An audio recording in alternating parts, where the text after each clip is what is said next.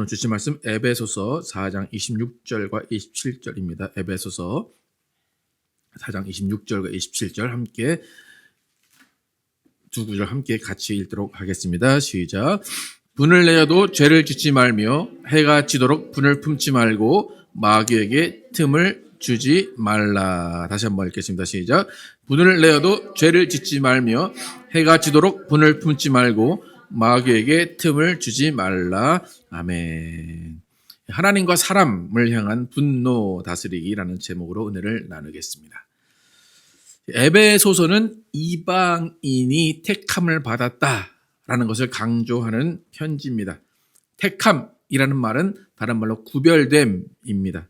바울은 택함과 구별 받은 자들이 어떻게 살아가야 하는지, 또 어떻게 한 공동체를 이루며 지체를 이루며 살아가야 하는지에 대해서 자세히 이 편지에서 알려주고 있습니다. 지난주 우리가 살펴본 본문에서는 하나님의 생명에 속해 있는 자들을 새 사람이라고 정의합니다. 새 사람들은 아버지의 집을 바라보면서 하나님의 생명, the life of God, 하나님의 인생에 함께 속해서 하나님의 인생에 함께 녹아들어서 사는 사람을 새 사람이라고 정의했습니다. 그러니까 새 사람을 영어 성경으로 the new self예요. 그러니까 새로운 자아라는 거예요. 육신은 같지만 자아, self가 바뀌었다는 거예요. 내 생각과 내 기준과 내 판단의 가치가 바뀌었다. 그것이 새 사람입니다. 그러니까 새로운 자아로서 판단 기준 그리고 가치의 기준이 바뀌었기 때문에 옛 자아에 속해 있던 그 옛 사람은 다 죽고 옛 삶의 방식은 다 죽고 그 다음에 예수님께서 알려주신 그 새로운 말씀을 배워서 새롭게 살아가는 사람들이 새 사람, the new self라는 것을 바울은 강조합니다. 그리고 지난주에 바울이 새로운 자아로서 살아가야 되는 방법에 대해서 구체적으로 이야기를 하기 시작했는데 첫 번째 방법이 진실을 말하라라는 거였습니다. 나를 정당화하고 나를 합리화하는 말이 아니라 진실을 말해야 한다. 그리고 또 그 진실을 모두가 함께 듣고 그 진실을 존중해주고 그 진실에 함께 울고 함께 웃는 삶을 살면서 진실한 공동체를 만들고 어떤 사람을 판단하거나 정죄하지 않는 그 삶이 새로운 자아를 가진 삶의 첫 번째 단계였습니다. 오늘은 그 말씀에 바로 이어서 나오는 말씀인데 새 사람으로 살아가는 삶의 두 번째 삶의 자세는 오늘 본문의 처음에 나오는 분을 내어도 죄를 짓지 말라라는 것입니다. 분을 내어도 죄를 짓지 말라. 풀어서 말하면 속에서 화가 치밀어 올라도 그것이 죄까지 미치지 않게 하라라는 겁니다. 여러분 이 말은 바울의 말입니다. 바울의 말이 예수님의 기준은 어떤지 다 아시죠? 예수님의 기준은 어떻습니까?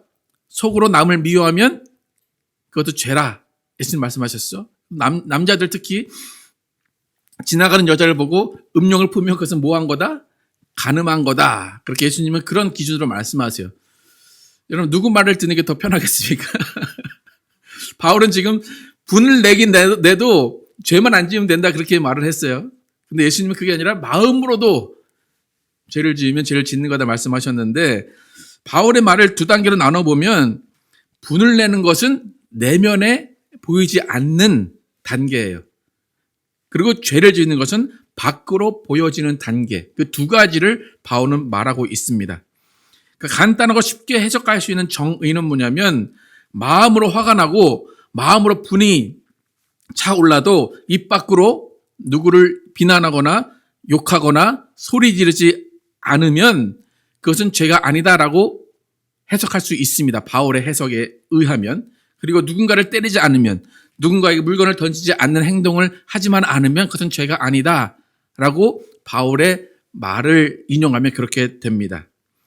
그래서 지금 바울이 사용한 분노 그리고 죄라는 이 두 단어에 어떤 연관성이 있는지 그리고 어디까지가 분노고 어디까지가 죄인지에 대해서 함께 살펴보려고 합니다.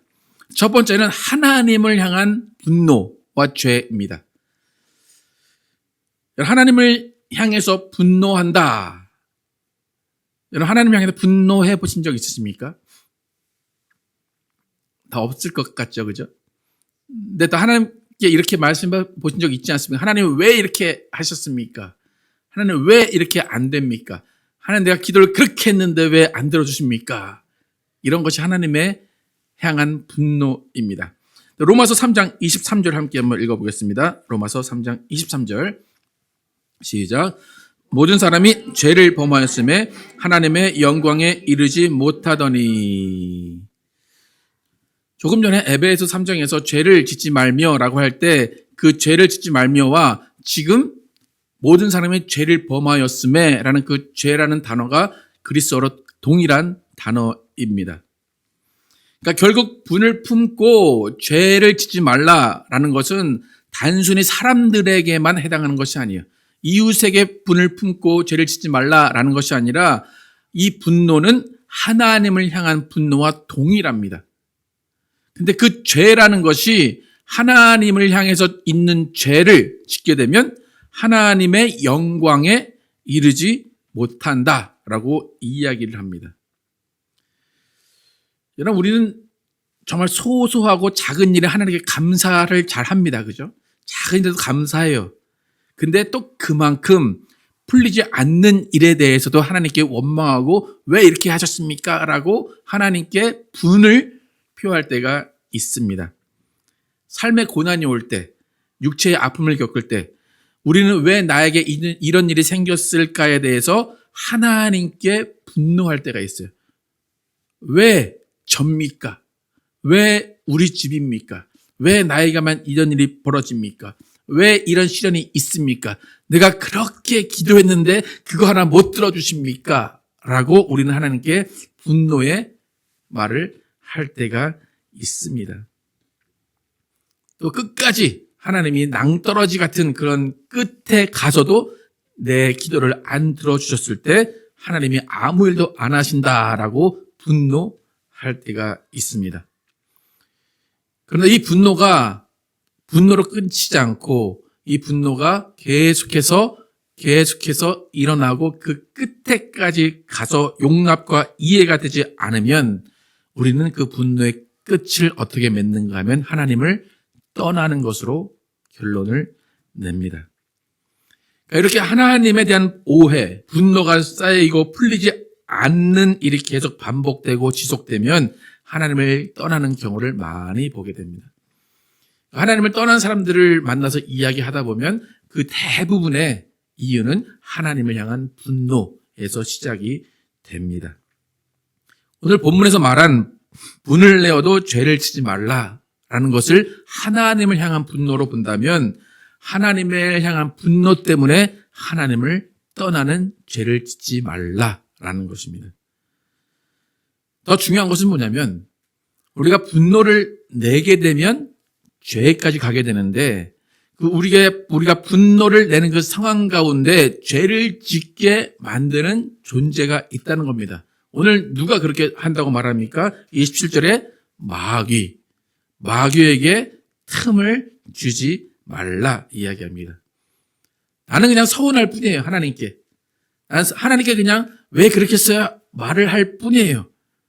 잠깐 하나님을 외면할 뿐이고 잠깐 하나님을 등지고 하나님을 떠날 뿐이에요. 그런데 그것은 누가 역사했다는 겁니까? 마귀가 역사했다는 겁니다. 그래서 하나님께서 주시는 것을 응답으로 듣지 않고 그것을 하나님에 대한 분노와 하나님을 향한 외면으로 결론을 내리면 하나님께 다시 돌아오는 것이 그렇게 말처럼 쉽지가 않습니다. 왜 그렇습니까? 그 중간에 누가 있다고요? 마귀가 있다는 겁니다. 하나님께 돌아가야지. 마음은 다 있어요. 돌아가야지. 이러면 안 되지. 그런데 그게 안 되는 이유가 마귀가 그 사이에 자로잡고 있기 때문입니다. 이렇게 분노의 표출, 분노의 결국은 하나님을 떠나는 것이라고 했는데 여러분 하나님을 떠나는 것이 죄일까요? 아닐까요? 하나님을 떠나는 것 죄일까요? 아닐까요? 죄라고 다 인정을 하시나요? 그렇게까지 하실 거 있나라고 싶으신가요?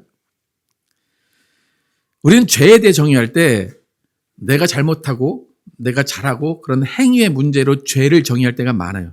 다른 사람도 마찬가지예요. 다른 사람을 볼 때도 저 사람 저런 행동을 했기 때문에 죄인이야 라고 할 때가 있는데, 죄에 대한 정확한 개념은 우리 인간의 행동이나 뭐 말이나 생각, 그것에 의해서 이루어지는 것이 아니에요. 죄라는 개념은 하나님께 붙어 있느냐 붙어 있지 않느냐에 따라서 죄인이냐 의인이냐가 갈라집니다. 여러분, 우리가 죄인 되었다라는 것은 무슨 의미입니까? 하나님과 떨어져 있다는 거예요. 우리가 의인이다라는 말은 무엇입니까? 하나님과 함께 붙어 있고 가깝게 있다는 거예요. 그것뿐이에요. 여러분, 그렇게 죄를 짓는데 여러분은 왜 의인입니까? 하나님께 붙어 있기 때문에 의인인 거예요. 그러니까 하나님을 떠난다는 그 단순한 행위가 왜 죄가 되느냐? 하나님을 떠났기 때문에, 하나님과 붙어 있지 않기 때문에 죄가 되는 겁니다. 그러니까 죄의 의미는 뭐냐면, 죄가 있으면 하나님께 가까이 갈 수 없고, 죄가 없으면 하나님께 가까이 갈 수 있다는 거예요. 그러니까 우리가 하나님께 가까이 있다라는 것은 누가 인정을 안 해도 우리는 의인이라는 거예요. 무슨 말인지 아시겠습니까? 여러분이 왜 의인이십니까? 하나님과 함께 있기 때문에 의인입니다. 내가 뭘 잘해서, 내가 너무 착해서, 난 거짓말을 한마디도 안 하고, 난 욕을 한마디도 안 해서 의인인 것이 아니라 하나님이 함께 계시기 때문에 여러분은 의인인 것입니다. 그러니까 내가 하나님에 대해서 분을 내서 하나님을 떠나게 되면 내 스스로 죄의 길로 걸어 들어가게 되는 거예요. 요한복음 5장 4절에서 6절 함께 읽어보겠습니다. 시작. 내 안에 거하라. 나도 너희 안에 거하리라. 가지가 포도나무에 붙어있지 아니하면 스스로 열매를 맺을 수 없음 같이 너희도 내 안에 있지 아니하면 그러하리라. 나는 포도나무요 너희는 가지라. 그가 내 안에 내가 그 안에 거하면 사람이 열매를 많이 맺나니 나를 떠나서는 너희가 아무것도 할 수 없음이라. 사람이 내 안에 거하지 아니하면 가지처럼 밖에 버려져 마르나니 사람들이 그것을 모아다가 불에 던져 사르느니라. 여러분, 우리는 하나님을 떠나서는 죄인의 모습으로 살 수밖에 없습니다. 예수님 분명히 말씀하셔서 나를 떠나서는 아무것도 할 수 없다라고 말씀하십니다. 여러분, 예수님을 떠나면 처음엔 되게 홀가분합니다. 시간도 많아지고 돈도 절약이 되고 너무나 구속됨이 없는 생활 같지만 그 시간은 내 스스로 절로 말라지고 있는 시간입니다. 여러분, 하나님과 멀어지면 그냥 기도 안 하고 말씀 안 보고 교회 안 가는 것으로 끝나는 게 아니에요. 하나님을 떠나게 되고 멀어지면 나도 모르는 사이에 옛 자아가 나를 사로잡습니다. 사망 권세가 자리 잡아서 하나님과 점점 멀어지게 합니다. 결국 돌아서 하나님께 돌아오기는 하겠지만 그 허송세월은 나의 인생의 고스란히 남게 됩니다. 그러니까 여러분, 이 말씀을 삶에 적용하면 하나님께 분노하고 실망하고 너무나 하나님이 싫어도 어떻게 하셔야 됩니까? 하나님께 붙어 있어야 됩니다. 가까이 그냥 앉아만 계시기 바랍니다. 기도가 안 나오면 어떻게 하면 됩니까? 기도를 안 하면 됩니다. 하나님께 정말 분노가 나면 하나님께 어떻게 하면 됩니까? 소리쳐서 기도하면 됩니다. 그 분노가 있으면 그 분노 거기서 그쳐야지 죄를 짓는 것, 하나님을 떠나는 것까지 가면 안 되는 것입니다. 여러분, 우리는 살면서 마귀 좋은 일 시키면 절대 안 됩니다. 우리는 하나님 좋은 일만 시켜야 되는 사람입니다. 여러분, 이 시간에 함께 자신에게 한번 약속을 해 보시기 바랍니다. 속으로 하나님께 분을 내어도 다시는 하나님을 떠나는 죄를 짓지 않겠습니다. 한번 같이 한번 얘기해 볼까요? 고백해 볼까요?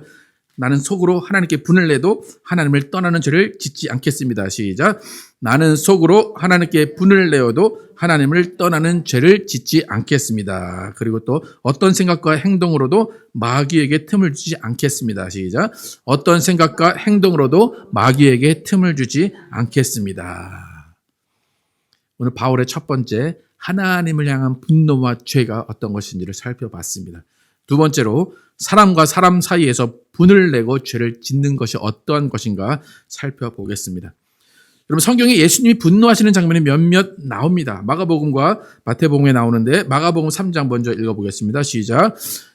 예수께서 손 마른 사람에게 이르시되 한 가운데에 일어서라 하시고 그들에게 이르시되 안식일에 선을 행하는 것과 악을 행하는 것, 생명을 구하는 것과 죽이는 것 어느 것이 옳으냐 하시니 그들이 잠잠하거늘 그들의 마음이 완악함을 탄식하사 노하심으로 그들을 둘러보시고 그 사람에게 이르시되 내 손을 내밀라 하시니 내밀매 그 손이 회복되었더라. 이 장면에 분명히 예수님이 뭐 하셨대요? 노하셨다. 그죠? 앵거라고 나오죠? 노하셨어요. 그래서 노하심으로 그 주위에 있는 사람들 쭉 둘러보셨어요. 여러분, 예수님이 노하신 눈을 마주쳐 본 적 있으십니까? 어떤 눈일 것 같습니까? 네. 자비한 눈은 아닐 것 같죠? 그런 눈으로 쭉 돌아보시고 그 가운데 있는 병자에게, 손 마른 사람에게 명령하시고 그 손을 펴게 하셨습니다. 분명히 예수님은 분노하셨습니다. 다음 장면 보시겠습니다. 우리가 너무 잘 아는 다음 장면, 마태복음 21장 12절 13절 함께 읽겠습니다. 시작. 예수께서 성전에 들어가사 성전 안에서 매매하는 모든 사람들을 내쫓으시며 돈 바꾸는 사람들의 상과 비둘기 파는 사람들의 의자를 둘러 엎으시고 그들에게 이르시되 기록된 바 내 집은 기도하는 집이라 일컬음을 받으리라 하였거늘 너희는 강도의 소굴을 만드는도다 하시니라. 예수님 상을 엎으시면서 어떤 표정을 하셨을까요? 즐거운 표정으로 웃으면서 이렇게 해서 상을 엎으셨을까요? 분노에 차서 상을 다 엎으셨을 것입니다. 예수님은 분노를 내는 것을 넘어서서 우리도 잘 하지 않는 상을 엎는 모습을 보여주십니다. 분명히 이 장면은 제3자가 볼 때 예수님은 화가 많은 사람이구나 라고 알 수 있는 장면입니다.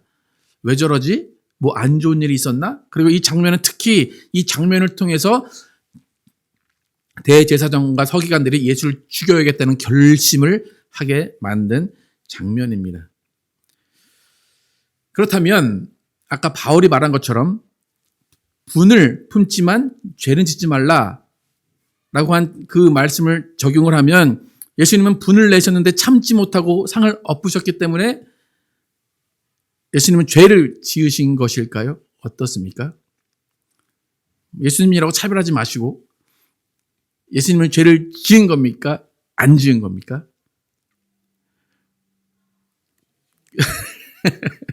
그렇죠? 우리가 볼 때 우리의 상식으로, 우리의 기준으로, 또 바울의 기준으로 예수님은 죄를 지으신 것 같이 생각이 듭니다. 분명한 것은 예수님의 분노는 다른 사람에게 영향을 미쳤습니다. 다른 사람이 그것을 보고 실망할 수도 있고 그것을 보고 저 사람 왜 저래? 라고 분명히 이야기했을 겁니다.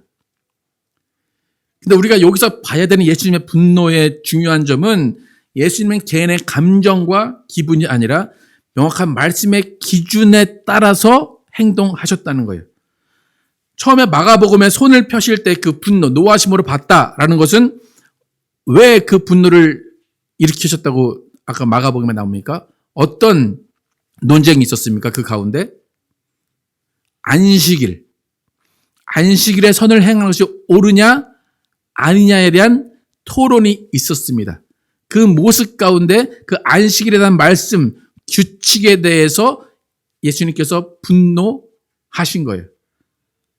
두 번째 본 마지막에 마태복음의 분노는 성전에 관한 말씀이에요. 하나님의 집은 기도하는 집이라 했는데 너희는 왜 거기서 장사를 하냐라고 하나님이 정하신 기준에 의해서 그 기준을 이루지 못하고 기준에 맞추지 못한 것에 대한 분노를 드러내신 것입니다. 무슨 말인가 하면 말씀이 이루어지지 않은 것에 대한 분노입니다.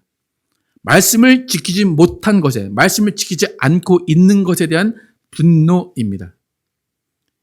그래서 이것을 불의에 대한 분노예요. 불의에 대항하는 분노라고 합니다. 여러분, 우리도 불의한 것을 보면 분노를 느낍니다. 그죠? 누군가 소매치기를 하는 것을 보면 여러분 어떤 마음이 듭니까?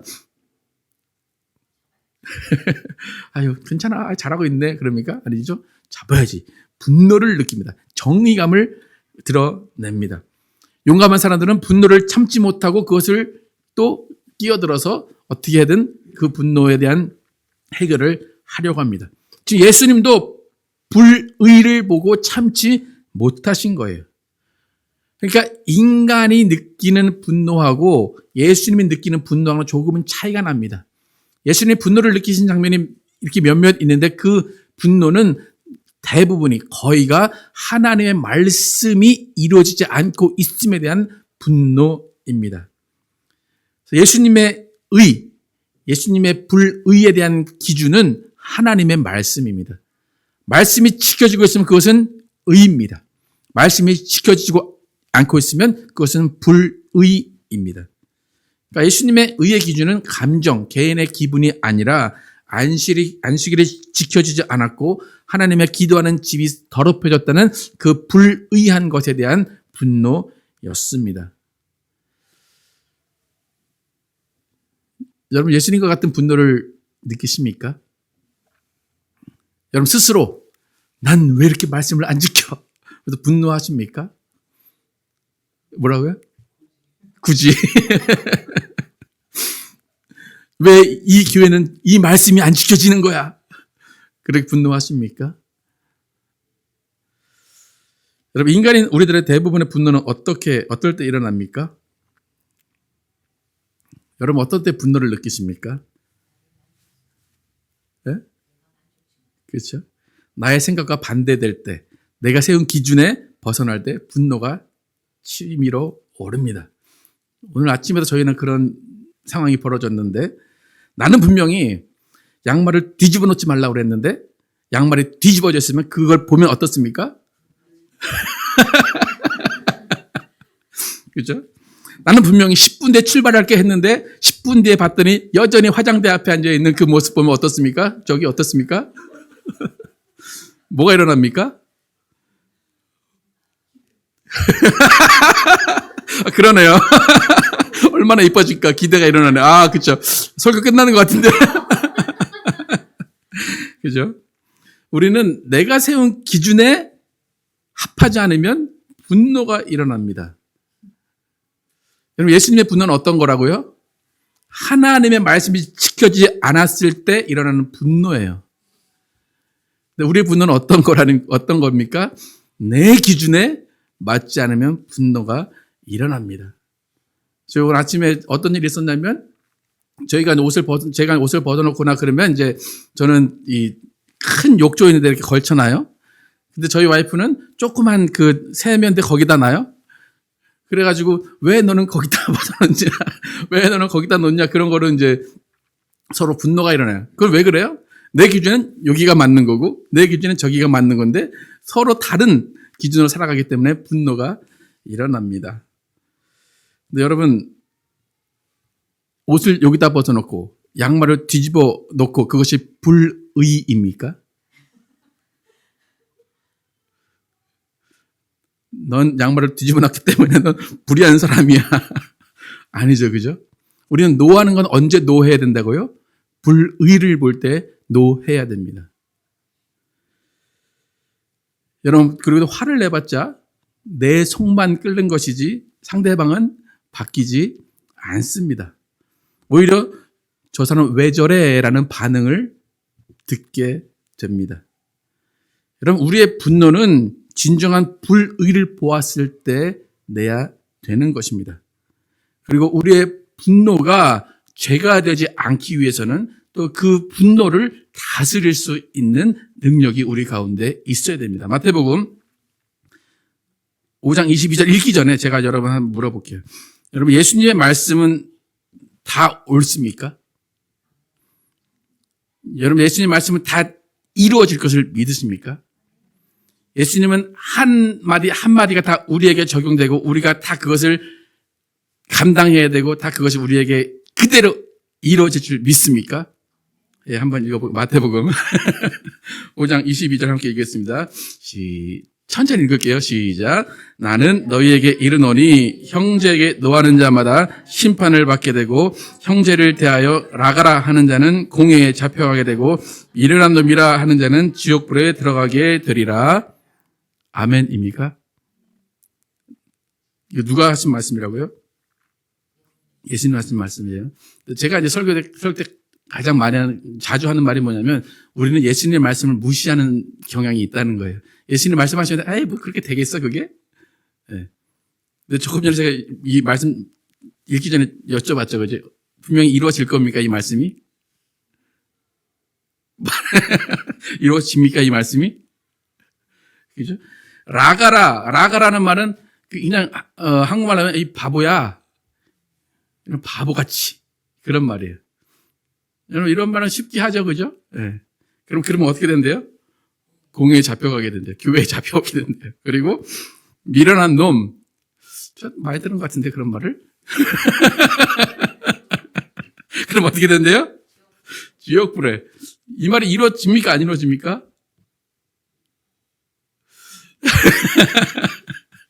이게 참 우리의 기독교의 문제예요. 그죠? 예수님 아무리 말씀해도 우리는 아무리 그 말이 이루어지지 않는다고 생각을 합니다.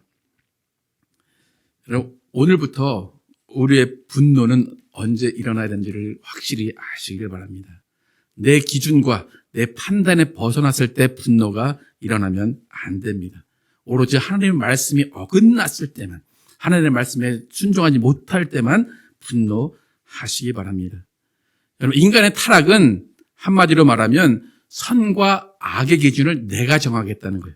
선악과를 먹은 것은 뭐냐면 선과 악의 기준을 알았다는 거예요. 그래서 이거는 선이야, 이것은 악이야를 내가 정하겠다는 겁니다. 그래서 내가 정한 것은 선이야 라고 이야기를 하고 그것을 안 지키면 분내고 짜증내고 화를 내고 죄를 짓게 되는 것입니다.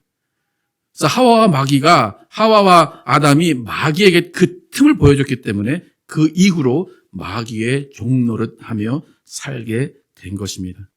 여러분, 우리의 분노는 생각과 말과 행동으로 마귀에게 사로잡히는 단초가 된다는 것을 기억하시기 바랍니다. 그렇게 되면 결국 마귀의 종이 되게 됩니다. 서로 지체가 된다, 서로 하나가 된다라는 것은 너와 나의 의견을 맞추자는 게 아니에요. 민주주의의 꽃이 토론이라고 하는데 토론한다고 해서 그것이 다 하나로 이루어지는 것이 아닙니다. 서로 사랑하라는 것은 서로 조율하라는 게 아니에요. 서로 맞추라는 게 아니에요. 내가 좀 양보할게, 그게 아니에요. 누군가가 100번 양보하게 되면 다른 사람은 101번 양보하기를 바랄 뿐입니다. 그래서는 서로 사랑하라가 이루어지지 않습니다. 그렇기 때문에 서로 사랑하라는 것은 뭐냐면 조율이나 협의나 합의가 아니라 하나님의 말씀이 어떻게 말하고 있는지를 본다는 거예요. 그래서 그 말씀 가운데 합의하고 말씀 가운데 존중하고 말씀 가운데 그 뜻을 따르는 거예요. 그러니까 서로 사랑하라는 우리의 마음을 맞추는 것이 아니라 우리가 하나님의 뜻에 맞고 하나님의 말씀대로 살아가면 서로 사랑하게 되는 겁니다. 그래서 바울이 말하는 하나님을 닮아가라 그러잖아요. 하나님을 닮아가라 하는 이유는 뭐냐면 서로 하나님을 닮아가는 모습을 보면 그때서야 사랑스러워진다는 겁니다. 여러분, 자식이 왜 사랑스러우십니까? 여러분을 닮았기 때문 아닙니까? 잘 모르겠는데 그렇지 않습니까? 그래서 우리가 서로 사랑하라는 것은 한마디로 하나님을 닮아가라는 거예요. 하나님을 닮아가지 않으면 서로 사랑하라는 말이 지켜질 수가 없다는 겁니다. 여러분, 우리는 나의 생각대로가 아닌 하나님께서 말씀하신 대로 생각하고 행동하면서 사는 사람임을 잊지 마시기를 축복합니다. 분노가 올라오려고 합니다. 이 분노가 나의 생각인지 하나님의 말씀에 대한 판단인지를 다시 한번 생각하시고 그것이 의인지 불의인지를 다시 한번 생각하시기 바랍니다. 그래서 우리가 분노가 우리 속에 일어날 때 잠시 생각을 멈추고 예수님은 어떤 때 분노하셨는가 우리는 생각해 봐야 됩니다. 그래서 하나님의 말씀에 비춰볼 때 이것이 분노할 일인가 우리는 다시 한번 생각해 봐야 됩니다. 그래서 우리 모두는 분노가 내 마음에 올라올 때 그것을 다스리고 입과 행동으로 짓는 죄를 짓지 않고 마귀에게 한 죄의 틈도 내주지 않는 여러분과 제가 되기를 예수의 이름으로 축복합니다.